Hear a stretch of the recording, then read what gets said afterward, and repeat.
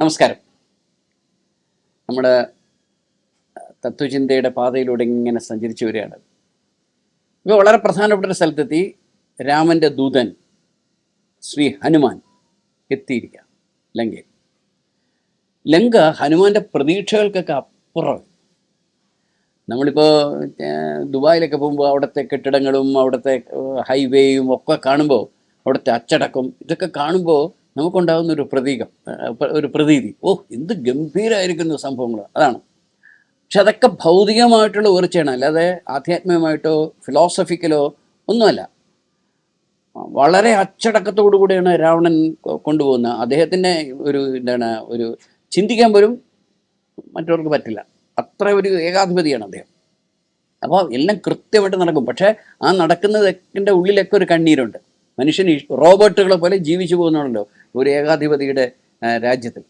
സത്യം മനുഷ്യരല്ല, വെറും റോബോട്ടുകളാണോ അത്. അങ്ങനെയാണ് രാഷ്ട്രന്മാരൊക്കെ ജീവിക്കുന്നത്. പക്ഷേ അതിൻ്റെ ഭൗതിക സൗന്ദര്യം അസാധ്യം, അപാരം. അപ്പോൾ ഈ ലങ്കാലക്ഷ്മി ഇവിടെ പറയുന്നുണ്ട്, ഹനുമാനോട് പറഞ്ഞിരുന്നു, ഇതോടുകൂടി ഇതൊക്കെ അവസാനിക്കും, ഇതൊക്കെ വെറുതെ നിൽക്കുന്നതാണ്, കുറച്ചു കാലം മാത്രം, അത് കഴിഞ്ഞാൽ പൊളിഞ്ഞു പോകും. എന്തായാലും ഹനുമാൻ അത് മുഴുവൻ നോക്കിക്കാണും. എവിടെയാണ് സീത? അതാണല്ലോ അന്വേഷിക്കേണ്ടത്. ആദ്യം ഒരു ജനലിലൂടെ രാവണൻ്റെ ശയനമുറിയിൽ കിടന്നുറങ്ങുന്ന ഒരു സ്ത്രീയെ ഹനുമാൻ കാണുന്നുണ്ട്. അതിസുന്ദരിയായ സ്ത്രീയാണ്. അപ്പോൾ ഹനുമാൻ ഇങ്ങനെ വിചാരിക്കും, ഇതാണോ സീത? ഈ രാവണൻ എൻ്റെ സ്വാമിയുടെ ഭാര്യയാക്കി പ്രഖ്യാപിച്ചോ? ഞങ്ങൾ ഇത്രയും കഷ്ടപ്പെട്ടതും ഒക്കെ വെറുതെയായോ? എൻ്റെ സ്വാമിയുടെ ദുഃഖം എന്തായിരിക്കും ഇത് കേട്ടാൽ എന്ന് വിചാരിച്ചു. പക്ഷേ പിന്നീട് ഹനുമാൻ മനസ്സിലാക്കി അതല്ല. അത് കഴിഞ്ഞിട്ട് അങ്ങനെ പോകുന്നുണ്ട്. വിഭീഷണൻ്റെ വീട് കാണുന്നുണ്ട്. വിഭീഷണൻ്റെ വീട് ഒരു കൊച്ചു വീടാണ്. മാത്രമല്ല ഓങ്കാര ജപം വരുന്ന ഏക വീട് വിഭീഷണൻ്റെ. അപ്പോൾ ഹനുമാനെ ഇവരെ കുറിച്ചൊക്കെ കേട്ടിട്ടുണ്ട്. രാവണനെ കുറിച്ച് അന്ന് കേട്ടില്ല, അതാരുമില്ല. അത് വിഭീഷണൻ്റെ വീടാണെന്ന് മനസ്സിലാകും. പക്ഷെ സീതയെ കണ്ടില്ല. അവസാനം കറങ്ങി നോക്കിയപ്പോൾ അശോകവനത്തിലെത്തി. ആ പേര് വളരെ ശ്രദ്ധേയമാണ്. അശോകവനത്തിലാണ് സീത ഇരിക്കുന്നത്. ശോകം ഇല്ലാത്തൊരു സ്ഥലം. പക്ഷേ അശോകവനത്തിൽ ഇരുന്ന് കരയുകയാണ് സീത. എവിടെ ഇരിക്കുന്നു? ശിംശുഭാവൃക്ഷത്തിൻ്റെ ചുവട്ടിൽ, ഒരു ആൽമരത്തിൻ്റെ ചുവട്ടിൽ അശോകം വനത്തിൽ സീത ഇരിക്കുന്നു. സീത പഴയപ്പോൾ സീത അല്ല. ആ സീതയുടെ സൗന്ദര്യം മുഴുവൻ പോയി, അല്ലേ? ജാതവേദസ്സുകളും അഷ്ടദിക് പാലകന്മാരും എണീറ്റ് നിന്ന് തൊഴുതു പോകുന്ന ആ സൗന്ദര്യം ഇപ്പോൾ പോയി. കരഞ്ഞ് സീത ഒരു വെറുമൊരു പേക്കോലമായിട്ട് മാറിയിട്ട് വെളുത്ത വസ്ത്രങ്ങളും ധരിച്ചങ്ങനെ ഇരിക്കുകയാണ്. അപ്പോൾ ഹനുമാൻ നോക്കുമ്പോൾ കുറേ രാക്ഷസികൾ അവിടെ ഇവിടെയൊക്കെ കിടന്നുറങ്ങുന്നുണ്ട്. ഈ രാക്ഷസൻ ആയിട്ടുള്ള രാവണൻ നിയോഗിച്ചിരിക്കുകയാണ്. എന്തിനാണ്? സീതയോട് സംസാരിച്ച് കൗൺസിലിംഗ്. അവളെ കൗൺസിൽ ചെയ്ത് സീതയുടെ മനസ്സ് മാറ്റാം. അപ്പോൾ ഹനുമാൻ മനസ്സിലായി ഇതാണ് സീത. ഹനുമാൻ ഒരു ആൽമരത്തിൻ്റെ മുകളിൽ ചെന്നിരിക്കുകയാണ്, ഒരു കൊച്ചു കുരങ്ങൻ്റെ രൂപത്തിൽ. എന്നിട്ട് രാമ രാമ രാമ രാമ രാമ രാമ പാഹിമാം എന്ന് പാടുക.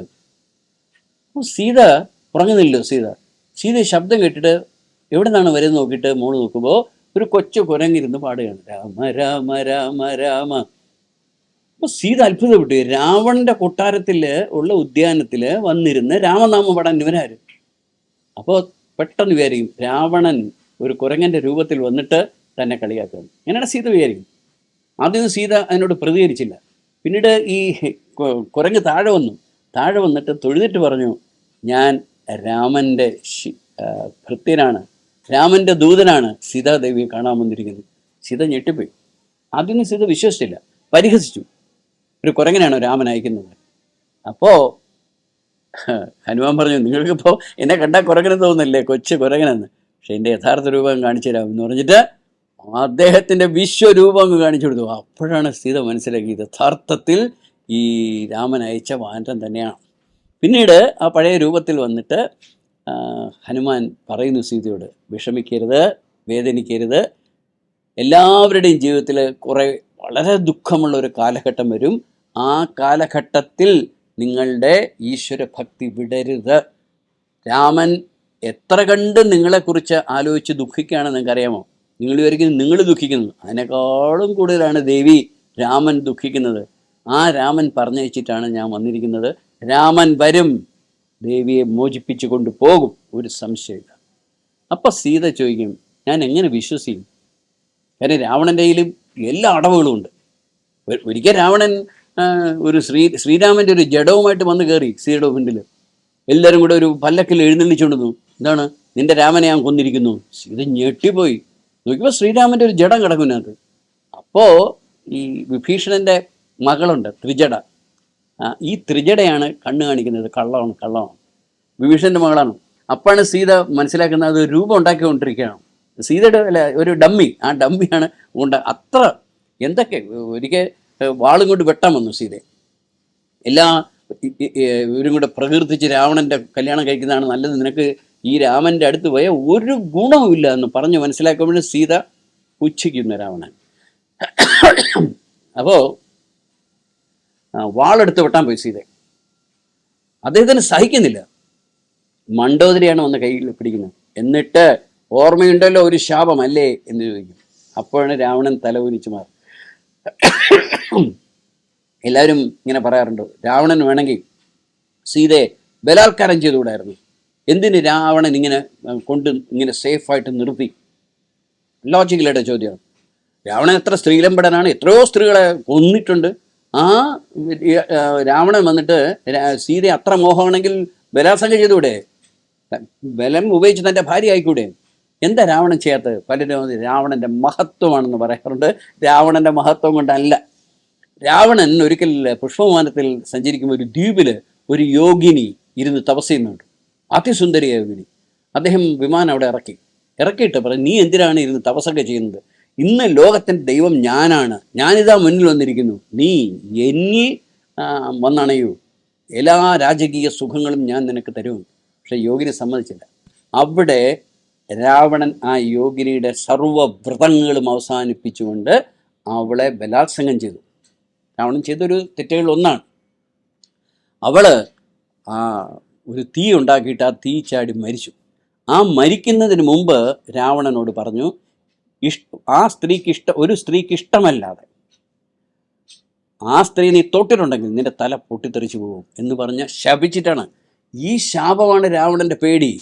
അല്ലാതെ സീതയുടെ അരികിൽ ചെന്ന് ബലം ഉപയോഗിച്ച സീത തന്നെ കൊന്നളയെന്ന് പേടിച്ചിട്ടല്ല.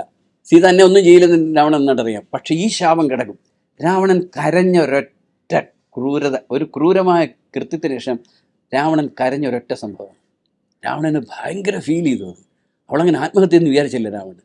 അവളുടെ ചിതാഭസ്മം കൊണ്ട് രാവണൻ ഈ അശോകവനത്തിൽ സീത ഇരിക്കുന്നതിൻ്റെ വടക്കു ഭാഗത്തുള്ള മറ്റൊരു മരത്തിൻ്റെ താഴെ ഒരു ചെറിയൊരു കല്ലറ പോലെ കെട്ടി അവിടെ വെച്ചിട്ടുണ്ട്. ചില നിലാവുള്ള രാത്രികളിൽ രാവണൻ അവിടെ വന്ന് കരയുമാത്രേ, തനിക്ക് പറ്റിപ്പോയി എന്ന് പറഞ്ഞിട്ട്. രാവണൻ്റെ ചില ഭാവങ്ങൾ വളരെ ഹൃദയസ്പർശിയാണ്. അപ്പം ആ ഒരു പേടി ഇപ്പം രാവണൻ നന്നായിട്ടുണ്ട്. മാത്രമല്ല ജ്യോത്സ്യന്മാരൊക്കെ പറയുന്നുണ്ട് രാവണന് കഷ്ടകാലം വരാൻ തുടങ്ങി. ഇതൊക്കെ കൊണ്ടാണ്. അങ്ങനെ മണ്ഡോദരി അന്ന് പിടിച്ചു മാറ്റിയില്ലെങ്കിൽ സീത കൊല്ലുമായിരുന്നു അയാൾ എന്തായാലും. അപ്പോൾ അയാളുടെ തലയിൽ പൊട്ടിത്തെറിക്കുമായിരുന്നു. അങ്ങനെയുള്ള രാവണൻ സീതയുടെ മനം മാറ്റാൻ വേണ്ടിയാണ് ഈ കാര്യങ്ങൾ മുഴുവൻ ചെയ്യുന്നത്. എങ്ങനെയെങ്കിലും പറഞ്ഞ് അവളെ കൊണ്ട് സമ്മതിപ്പിക്കണം. അങ്ങനെ വാഴ്ത്തിപ്പാടി ചുറ്റുമുള്ള ഇവരിയ്ക്കുകയാണ്. അവർ ശ്രീരാമ മരിച്ചു എന്നൊക്കെ പ്രചരണം നടത്തുന്നുണ്ട്. പക്ഷേ സീത ഭാവിക്കുന്നില്ല. അപ്പോൾ എങ്ങനെ വിശ്വസിക്കും? ഹനുമാൻ്റെ വേഷത്തിൽ വന്നിരിക്കുന്ന രാവണൻ്റെ ആളുകളെല്ലാം. അപ്പോഴാണ് ഈ ഓർണമെൻറ്റ്, ഈ നമ്മളൊരു കൊടുത്തയച്ചല്ലോ ആശ്ചര്യ ചൂടാമണി, അത് കൊടുത്തു. ഇത് ആരുടെയും നോക്കൂ. അപ്പോൾ ശ്രീരാം നോക്കിയപ്പോൾ അവളുടെ തന്നെയാണ്, സീതയുടെ തന്നെയാണ്. അപ്പോൾ എനിക്കത് വിശ്വാസമായിരുന്നു. എന്നിട്ട് അദ്ദേഹം എനിക്കൊരു അടയാളവാക്യം കൂടെ പറഞ്ഞു, അത് പറയട്ടെ. അപ്പം എന്താണ് ഈ അടയാളവാക്യം? ശ്രീരാമനും സീതയും മധുവിധം ആഘോഷിക്കുന്ന കാലഘട്ടത്തിൽ ഒരിക്കൽ ശ്രീരാമൻ്റെ കാലിങ്ങനെ തടവിക്കൊണ്ടിരിക്കുകയായിരുന്നു ദേവി. പണ്ട് അങ്ങനെയാണ്, ഭർത്താക്കന്മാർ ഉറങ്ങുമ്പോൾ കാല് തടവുക എന്ന് പറയുന്നത് ദേവിമാരുടെ ഭാര്യമാരുടെ ഒരു കൺവെൻഷനാണത്. അങ്ങനെ കാലിങ്ങനെ തടവിക്കൊണ്ടിരിക്കുമ്പോൾ പെട്ടെന്ന് സീത കയ്യിലിരിക്കുന്ന ഈ വിവാഹമോതിരം ഉണ്ടല്ലോ, ഒരു രത്നം പതിപ്പിച്ച് വിവാഹമോതിരമാണ്, അത് ഊരി വെച്ചു. അപ്പം രാമൻ ചോദിച്ചു, എന്തിനാണ് അത് ഊരി വെച്ചത്? എൻ്റെ കാല് മുറിയെന്ന് വിചാരിച്ചിട്ടോ? അപ്പോൾ സീത പറഞ്ഞു, അല്ലല്ല, വേറൊരു കാര്യം. അപ്പം രാമൻ ചോദിച്ചു, എന്താണ് പറയും? അവസാനം നിർബന്ധിച്ചപ്പോൾ സീത പറഞ്ഞു, പണ്ട് അങ്ങൊരു കല്ലിനെ ചവിട്ടിപ്പോൾ ആ കല്ലിൽ നിന്ന് സുന്ദരിയായൊരു പെണ്ണ് വന്നു എന്ന് ഞാൻ കേട്ടിട്ടുണ്ട്. കഷ്ടകാലത്തിന് ഈ കല്ലിൽ നിന്ന് വല്ല പെണ്ണുകൾ ഇറങ്ങി വരാണെങ്കിൽ എൻ്റെ കഞ്ഞിയിൽ പാറ്റ വിടുമോ പേടിച്ചാണ് ഞാൻ പറഞ്ഞത്. ഇത് ഇവർക്ക് മാത്രം അറിയാവുന്ന രഹസ്യമാണ്. അതാണ് ഹനുമാനോട് പറഞ്ഞിരിക്കുന്നത്. അപ്പം സീതയ്ക്ക് മനസ്സിലായി എന്താണ് ഇത് സത്യമാണ്, ഹനുമാൻ എന്നെ രക്ഷിക്കാൻ തന്നെ വന്നാണ്. അപ്പോൾ സീത പറയും, നിങ്ങൾ വിചാരിക്കും പോലെ അല്ല ഹനുമാരെ, രാവണൻ്റെ ശക്തി എന്ന് പറഞ്ഞാൽ അത്ഭുതകരമാണ്, അത്യത്ഭുതമാണ്, എങ്ങനെ തോൽപ്പിക്കും?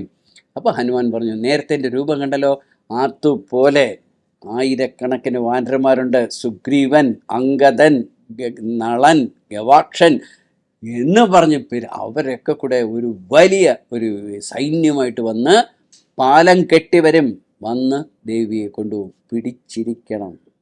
അതായത് ഒരു സാധകൻ എത്ര തന്നെ ഭീഷണി വന്നാലും എത്ര തന്നെ പ്രലോഭനങ്ങൾ വന്നാലും പെടാതെ പിടിച്ചിരിക്കണം. രാമ രാമ രാമ രാമ എന്ന്. ഇരുട്ട് മാറും ഇരുട്ട് മാറും ഇരുട്ട് മാറും, നമ്മുടെ ഉള്ളിലും മറ്റുള്ളവരുടെ. അങ്ങനെ ഇരിക്കുമ്പോൾ ഹനുമാൻ യാത്ര പറഞ്ഞ് പോകുന്നു. പോയില്ല, അതിനു ലങ്ക മുഴുവൻ തകർത്ത് തരിപ്പണമാക്കിയിട്ടാണ് ഹനുമാൻ പോകുന്നത്. നമുക്ക് കാണാം അടുത്ത എപ്പിസോഡിൽ. നമസ്കാരം.